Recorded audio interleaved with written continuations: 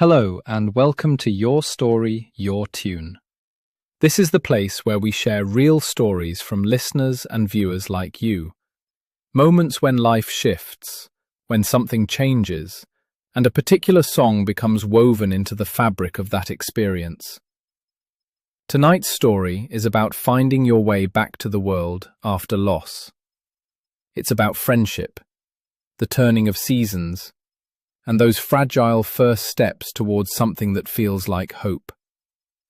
Tonight's story comes from Fiona in Whitby, who wrote to us about the day she finally felt ready to begin again, 6 months after her husband's death. This is Fiona's story. Fiona woke on a Wednesday in March to light that felt different. She was 51, living alone in a Victorian terrace near the harbour, working 3 days a week at the second-hand bookshop on Church Street. For 6 months, since her husband David died suddenly from heart failure, she'd moved through the days in a kind of fog, going to work, coming home, heating soup she barely tasted, falling asleep to the radio. The house felt enormous and silent.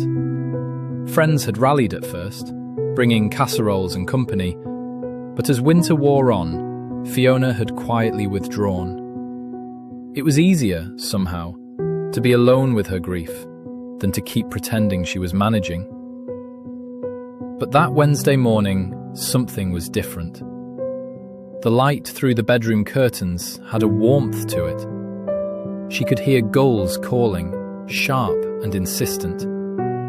And when she opened the back door in her dressing gown, the air smelled of earth and salt and something green. Spring. The first real spring day since David. She stood there, tea cooling in her hands, feeling the weight of 6 months pressing on her shoulders. Then her phone rang. It was Clara. Clara, her oldest friend, who'd known her since primary school, who'd been patient and persistent through all these dark months. "Right," Clara said, her voice brooking no argument. "Get your walking boots on. I'm picking you up in an hour. We're doing the cliff path to Sand's End, and I won't take no for an answer." Fiona opened her mouth to decline, to offer some excuse, but found she couldn't. Something about the light, the air, made her say yes instead. They set off just after 10, parking near the Abbey ruins and taking the path that wound along the cliff tops towards Sand's End. The gorse was just beginning to bloom, brilliant yellow against the grey-green grass, and the sea stretched out, endless and glittering. Clara didn't press Fiona to talk. She just walked beside her, occasionally pointing out a kestrel hovering over the fields, or commenting on the state of the coast path erosion. For the first mile, Fiona felt oddly separate from it all, as if she were watching herself from a distance. But gradually, the rhythm of walking, the wind pulling at her hair, the sheer physical presence of being outside began to reach her. They stopped for coffee from a flask near the halfway point, perched on a bench overlooking the bay. Clara started telling stories. Nothing heavy, just memories from years ago. The time they'd bunked off school to come to this very beach. The disastrous camping trip in the Dales when they were 19. David featured in some of the stories, naturally, and Fiona found herself laughing at things she'd forgotten, then crying, then laughing again. Clara just handed her tissues and kept talking, easy and warm.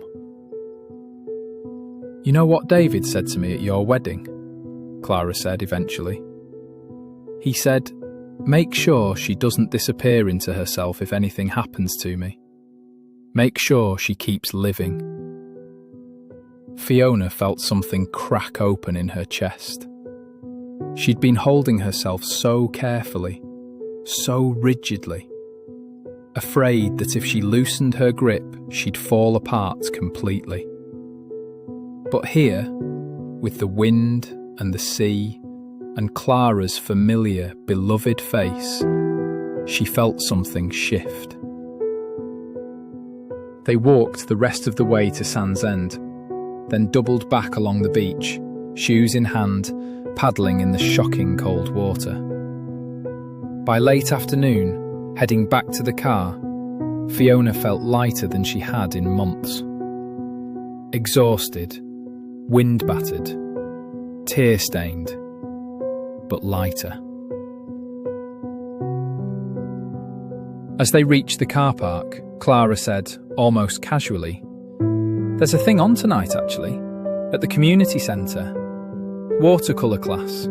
Complete beginners. I've been meaning to go for weeks. Fancy it?"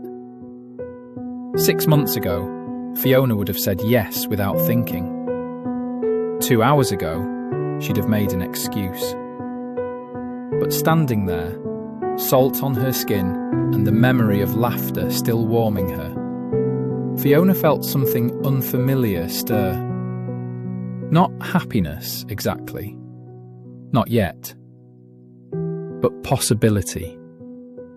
A crack of light. "All right," she said. "Why not?" That evening, sitting in the drafty community centre with a palette of paints and a group of strangers, Fiona painted something shapeless and blue-green that was supposed to be the sea. She was terrible at it.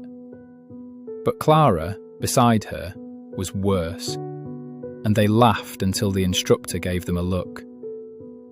Driving home afterwards, windows down despite the chill, Fiona put on the radio and heard a song she'd loved years ago. The melody seemed to catch everything. The ache of loss, but also the strange, tentative relief of finding her way back to the world. She turned it up. Clara smiled. And for the first time since David died, Fiona felt something that might, eventually, become hope. Ava Bottle 8.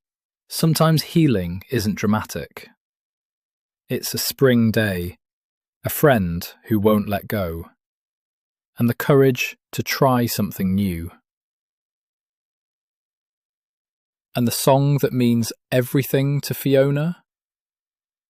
It's Here Comes the Sun by the Beatles. That simple, joyful promise that the darkness is lifting, that winter finally ends.